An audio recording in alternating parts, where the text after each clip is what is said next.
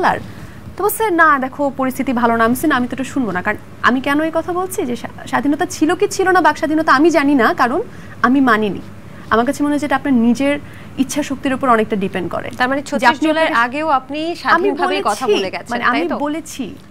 আমাকে শুভাকাঙ্ক্ষীরা বাধা দিয়েছে যে বলো না ঝামেলা হতে পারে কিন্তু আমি কিন্তু বলে গেছি এবং আমি একটা ওয়েবিনারও করেছি এখন আলহামদুলিল্লাহ আমার কিছু হয়নি এরপরেও যখন এই যে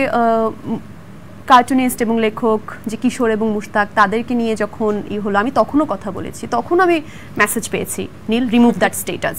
বলে কেন আমি মেনে নেইনি অনেক অনেক গুরুত্বপূর্ণ কথা বললাম আমরা এখন একটা গেম খেলি ওরে বাবা জেনারেশন জি বলে এই জেনারেশন আপনি তো এই জেনারেশনে পড়েছেন কি আমি এটা বললেই তো হ্যাঁ না এখানে কিন্তু মৌসুমী মৌ বসেছিল আমাদের এই সিটে সে কিন্তু তার বয়স বলে দিয়েছে আপনি চাইলে কিন্তু বলতে পারেন আমি অল্পের জন্য সেটা থেকে পিছিয়ে গেছি জেনজি থেকে 1.5 বছর আগে so you can count okay তো জেনজি আমি জানি যে আপনি সোশ্যাল মিডিয়াতে সরব আপনি তো জানছেন যে জেনজি আসলে কি কি কথা বলে তাই না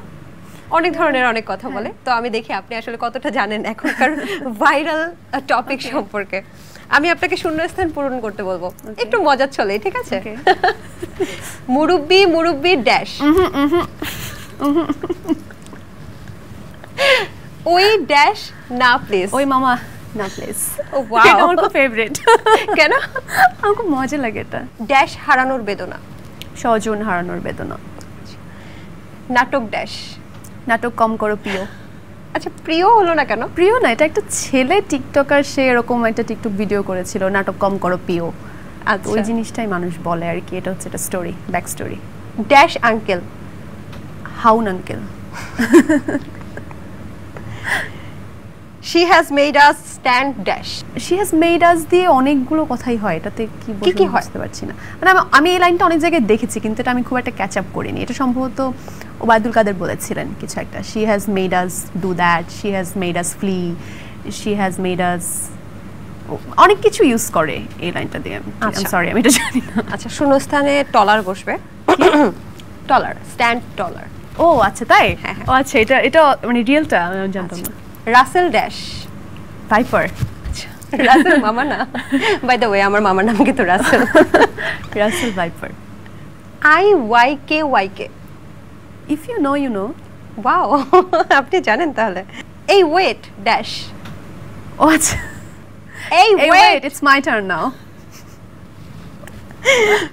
ওকে বাট আই লাইক হার কিন্তু মেয়েটাকে নিয়ে যেটা হয়েছে আমার কাছে সেটা মানে আমরা আসলে এখানে কাউকেই ছোট করে বলছি না আমরা আসলে এটা একটা মজা চলে যাচ্ছে প্রসঙ্গে জায়গা থেকে এই কথাগুলো এখন সোশ্যাল মিডিয়াতে খুব বেশি ট্রেন্ডিং রাইট যেমন এই যে আপনার বিভিন্ন ছবিতে নিশ্চয়ই সবাই নাইস এন্ড ড্যাশ লেখে নাইস এন্ড অ্যাট্রাক্টিভ ইয়েস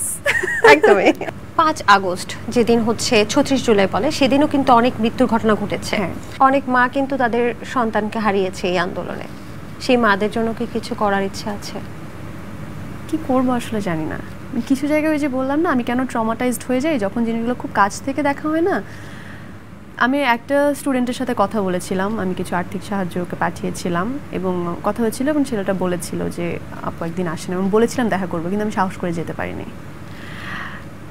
মানে যাব দেখা করব কিন্তু যখন কাছ থেকে দেখা হয় না মানুষকে না কিছু করতে পারবেন না মানে ওই মাকে আপনি